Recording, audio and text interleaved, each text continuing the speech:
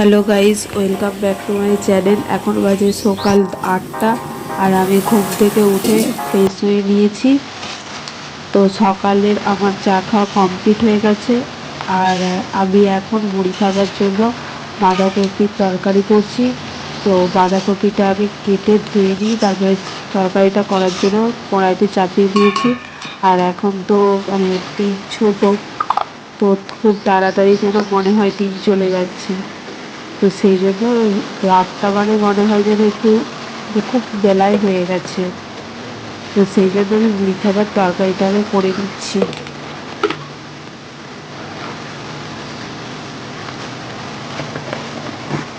তো দেখো, এখানে আমি মুড়ি খাবার তরকারিটা করছি। মানে শীতকাল মানে তো বাঁধাকপির তরকারি আর বেগুন পোড়া বা বেগুনি, যে যেটা পছন্দ করে। শীতকাল মানে বিভিন্ন রকমের সবজি উঠবে। আর টাটকা, আমরা গ্রামে যেহেতু থাকি, তো টাটকা টাটকা এই সমস্ত কিছুটা পাওয়া যায়। তো দেখো, আমার তরকারিটা প্রায় হয়েই গেছে। তো চলো আমরা এবার খেতে বসি। তো দেখো, আমরা এবার খেতে বসে গেছি। আর আমি কয়েকটা পাঁপড়ও ভেজেছিলাম। তো এই দেখো বাদাম, আমি এখন বাদাম ছাড়াবো, কারণ এখন যেহেতু মাঠে আলু আছে, তো আলুর ফসলটা ওঠার পর বাদাম বসবে, সেই জন্য আগে থেকে ছাড়িয়ে রেডি করে রাখছি। দেখো, আমি রোদেতে মানে বাদাম ছাড়াতে বসে গেছি। আর শীতকাল যেহেতু, আর আজকে রোদটা অল্পই বেরিয়েছে, মানে সকালের দিকে প্রচণ্ড কুয়াশা ছিল। আর মানে হাওয়াও দিচ্ছিল, তো প্রচণ্ড শীত লাগছিল, সেই জন্য।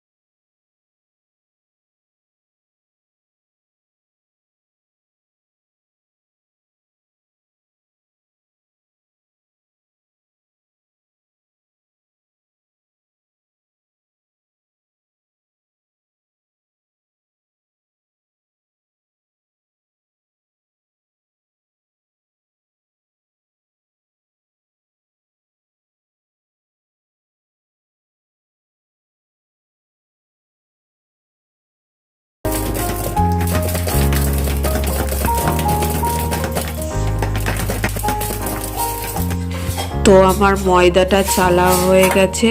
তো একটু নুন দিয়ে আর একটু ময়াম দিয়ে ময়দাটা মেখে রেখে দেবো। আর এখানে হচ্ছে মা কলাই বসিয়েছে, মানে পরোটার সাথে খাওয়ার জন্য। আর এখানে সুজি ভিজিয়ে রেখেছে, ভাই বললে একটু গুড় পিঠে করে দিতে কয়েকটা, সেই জন্যই। আর আমি যেহেতু ময়দাটা মেখে রেখেছিলাম, তো ভাই এসে বললে যে ময়দা যেহেতু মাখা হয়ে গেছে, তো আমাকে দুটো পরোটা করে দাও। আর আমাকে বলছে যে মানে চা করতে বললো।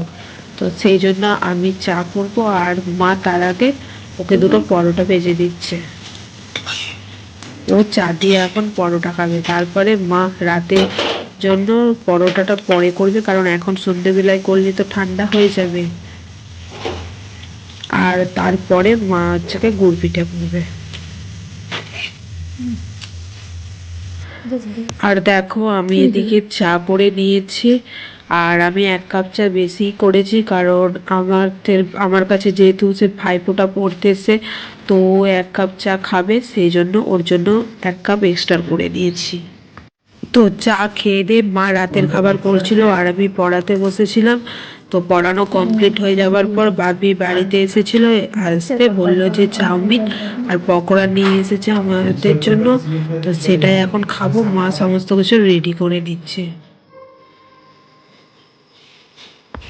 তো দেখো মা গুড় পিঠে করে নিয়েছিল, আর গুড় পিঠেগুলো খুবই টেস্টি হয়েছিল, মানে খেতে ভীষণ সুন্দর হয়েছিল। তো আজকের ব্লগটা এই পর্যন্ত।